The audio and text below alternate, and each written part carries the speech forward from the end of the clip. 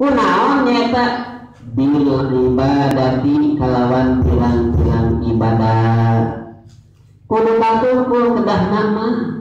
dina sasi Ramadan teh ku tilang-tilang ibadah mahdoh salat anu wajib anu sunnah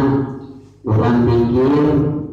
kadituna jeung sajabana ti dinya atawa boleh mahdoh jeung perpadaan manusia nya teh eta teh kudu sae urang salaresna kudu wajib sababia urang teh ulah ngajadikeun urang mata urang naon kan itu madorot keur batur tapi kudu bisa ngajaga ngariksa diri urang manfaat keur batur gitu. Artinya manfaat teh nyata nepungkeun kaalusan kana kaalusan anu anyar artina teu tegak kumaha sakitu kade urang wajib eta teh hukumna ngajaga ngariksa teh dina sasi Ramadan bisa mah kadang-kadang